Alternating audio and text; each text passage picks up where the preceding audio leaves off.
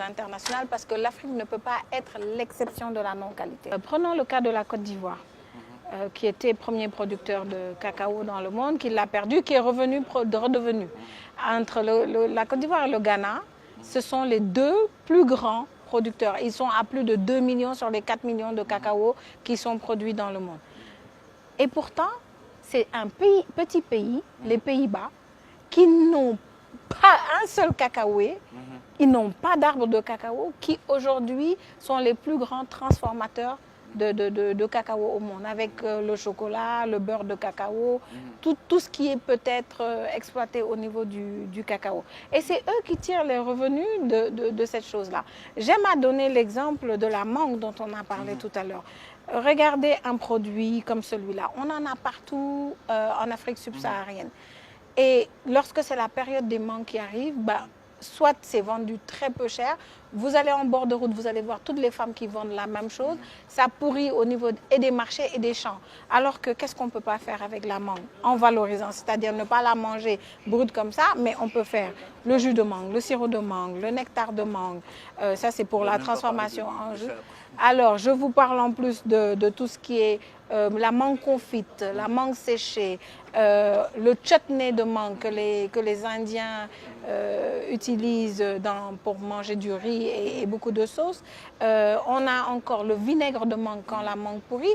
Et quand on a épuisé toutes ces possibilités, la graine, le noyau de la mangue qui se jette, on peut encore en faire le beurre de mangue qui est utilisé en cosmétique et qui se vend 23 $ le kilo aux États-Unis. Nous, cosméticiens, on est obligés d'aller jusqu'aux États-Unis pour acheter le beurre et le ramener. Alors qu'on a la mangue chez nous. Je prends la même chose, vos clémentines au Maroc, par exemple. Les clémentines, les oranges. Qu'est-ce que vous en faites? Quand vous épluchez, les épluchures sont jetées. Mais c'est une catastrophe. Parce qu'avec une épluchure de mangue, d'orange, qu'est-ce qu'on ne peut pas faire? On fait des confitures à la bise au Maroc. Oui, mais je vais vous donner quelques petites astuces. Quand vous le trempez dans l'eau pendant 3 jours, vous avez un macérat à queue d'orange que vous vendez à l'industrie cosmétique. Vous le trempez dans l'huile, vous avez un macérat huileux. Vous le trempez dans l'alcool ou dans le sucre pendant 45 jours. Vous avez une essence qui parfume toute la pâtisserie et même l'industrie des jus. Vous utilisez les alambics que vous savez très bien faire au Maroc et vous avez des huiles essentielles. Donc, qu'est-ce qu'on va chercher ailleurs? L'Afrique a à offrir, l'Afrique a un potentiel énorme. Encore faudrait-il, pour lever ces contraintes, un vrai plaidoyer et un vrai engagement gouvernemental, non pas pour dire qu'on va financer ou autre, parce que l'Afrique a quelque chose de très spécifique. Le monde aujourd'hui est au social business. Tout le monde va chercher le social business. En Afrique, on a le social. Toutes les festivités qu'on fait. Hier, je suis descendue à l'aéroport de Casablanca et j'ai vu tous les joueurs de basket accueillis avec le son le son avec des musiciens traditionnels marocains. Ça, c'est l'aspect social qu'on a. C'est l'aspect social qui fait qu'on va dans des mariages, des baptêmes. Mais on ne sait pas faire le business avec le social. Le monde sait faire le business. Ils cherchent le social. Nous, on a le social, on ne sait pas chercher le business. Je regarde juste une chose, la politique de l'immigration, par exemple. Le Maroc signe des accords avec l'Occident, le Sénégal également. Au lieu que ce soit des politiques répressives, où on va peut-être mettre l'argent à la sécurité de la frontière, c'est important. Mais pourquoi pas cibler l'agriculture et se dire, on va essayer de financer des programmes où ces jeunes qui sont désœuvrés, qui n'ont pas accès à l'information, qui n'ont pas accès à la formation, on va leur prendre des rôles modèles, c'est-à-dire des gens qui ont réussi dans le secteur agricole, pour en faire leurs mentors.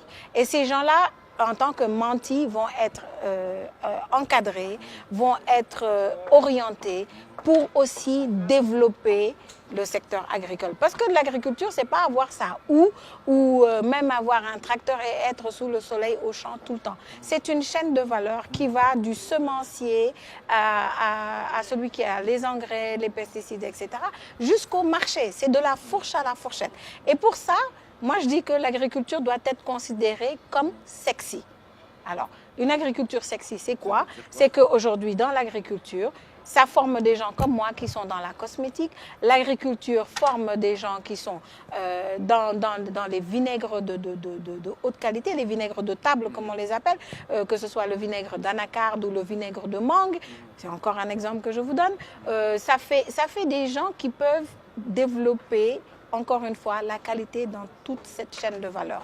Et il suffit en fait que vous réussissez mieux des choses au Maroc que chez nous. On réussit d'autres choses mieux que chez vous. Pourquoi pas, au lieu de financer encore une fois ces politiques de répression de la migration, favoriser les échanges entre les jeunes, d'accord? Favoriser le mentorat, essayer de mettre en pratique, et pas seulement de la politique qui parle, mettre dans des pratiques très concrètes les choses. Parce qu'en fait, l'œil de l'entrepreneur est un œil qui est curieux, est un œil qui est différent, il est observateur. On n'observe que quelque chose qui nous est en général inconnu. C'est pour ça que les enfants, ils voient tout, ils s'émerveillent de tout. Ce serait la même chose de montrer des choses différentes et qu'on se dise « Oh, c'est possible en Afrique ». Mais tant que les modèles sont donnés à l'extérieur, que l'agriculture est considérée comme ne nourrissant pas son homme, en fait, le premier empowerment, le premier renforcement, c'est renforcer l'agriculture. Il faut que les gens se disent que cette agriculture crée de la richesse et non pas que cette agriculture n'est seulement qu'un facteur pour lutter contre la pauvreté. C'est ça la différence.